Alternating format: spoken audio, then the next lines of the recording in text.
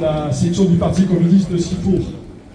La flottille humanitaire dont a parlé la camarade juste avant, Global Summit, parti il y a un mois donc de Barcelone, en route vers les côtes gazaouis, a été arraisonné ce mercredi 1er octobre au soir par la marine israélienne. Il s'agit d'un acte parfaitement illégal. Après et en plus de toutes les manifestations à travers le monde, en Allemagne, en Italie, au Maroc, en Espagne, etc., les rassemblements, les boycotts, cette action humanitaire est un acte d'engagement encore plus fort des forces progressistes.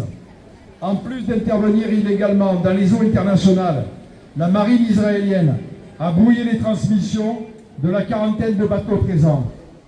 L'État israélien détient les ressortissants, là encore, en parfaite illégalité. Nous sommes donc sans nouvelles des ressortissants arrêtés, comme l'a dit la camarade Greta Thunberg, les députés qui ont été mentionnés, et d'autres, parmi lesquels plusieurs Françaises et Français, 35 au total, dont Emilien Yurbach. Je voulais en parler parce que c'est un journaliste de l'humanité. Le dernier message d'Emilien a été « S'il vous plaît, interpellez les autorités françaises pour qu'elles nous sortent de là rapidement, merci beaucoup ». Ça, c'était jeudi. J'insiste sur ce cas, car il se trouve que les parents d'Emilien habitent dans le Var. Ce sont des militants communistes qui sont sur salaire. Et je les salue aujourd'hui. Interdire l'entrée, il s'agit de Jean-Claude Urbach et de Marie-Jo Urbach à qui j'ai téléphoné hier. Interdire l'entrée des journalistes à Gaza, c'est refuser au peuple du monde le droit de savoir, a affirmé Anthony Bélanger, secrétaire général de la Fédération internationale des journalistes. Le droit international humanitaire, d'après les conventions de Genève, protège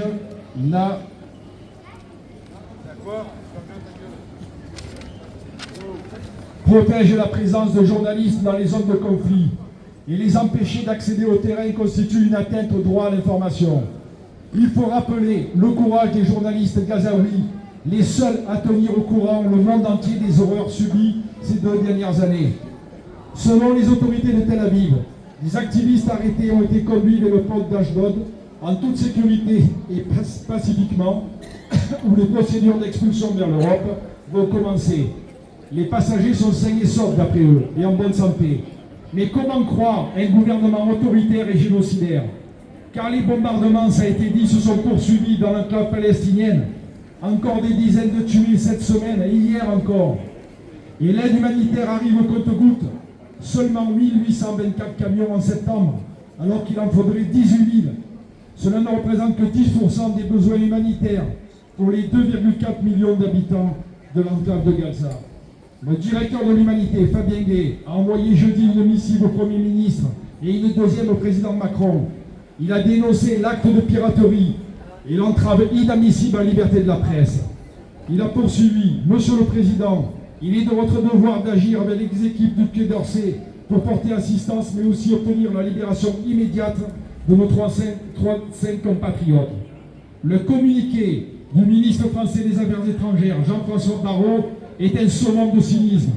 Il rappelle qu'il avait fortement déconseillé à tout ressortissant français de se rendre dans la zone. Il demande la libération des otages israéliens, mais pas un mot sur les prisonniers palestiniens.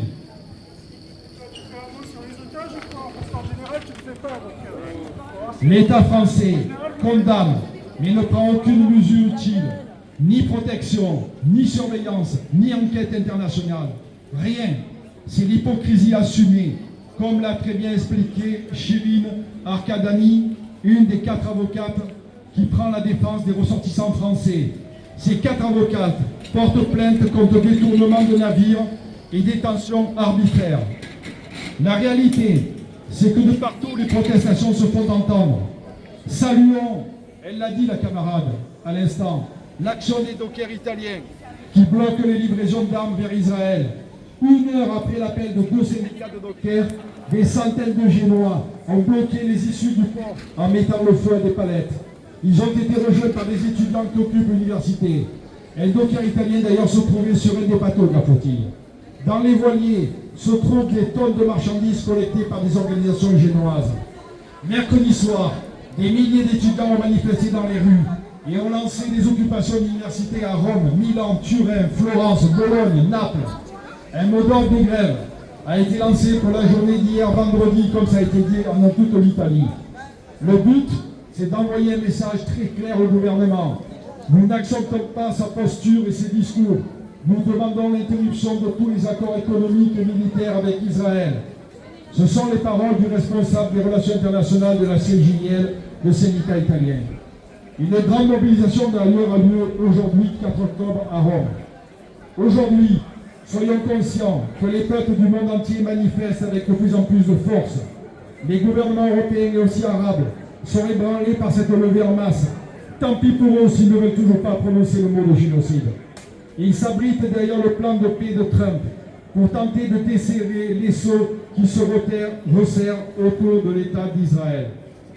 Ce plan a été élaboré sans la participation de l'autorité palestinienne ni d'aucune organisation palestinienne. Hier soir, le Hamas a accepté ce plan avec des réserves. Pouvons-nous aujourd'hui espérer raisonnablement la fin des bombardements sur Gaza et la mise en place d'une gouvernance palestinienne de la bande de Gaza dans les prochaines semaines? Ne relâchons pas la pression, car chaque jour qui passe, l'attitude des dirigeants d'extrême droite israéliens devient criminelle, devient un peu plus intenable aux yeux des peuples du monde. Car la contestation intérieure augmente aussi. Les jeunes Israéliens refusent de plus en plus d'aller combattre. Continuons de demander un cessez-le-feu immédiat, la libération de tous les otages israéliens et palestiniens, dont Marwan Barghouti, le leader palestinien qui peut et doit jouer un rôle important dans la mise en place de cette gouvernance palestinienne. Une aide humanitaire à la hauteur des besoins des Gazaouis, la protection par la France de nos ressortissants et de toutes les personnes de la flottille arrêtées par la marine israélienne de façon illégale. Des sanctions contre l'État d'Israël, la suspension des accords commerciaux entre l'Union européenne et l'État d'Israël, l'arrêt immédiat d'envoi d'armes vers l'État d'Israël. Vive la Palestine libre, laïque et démocratique!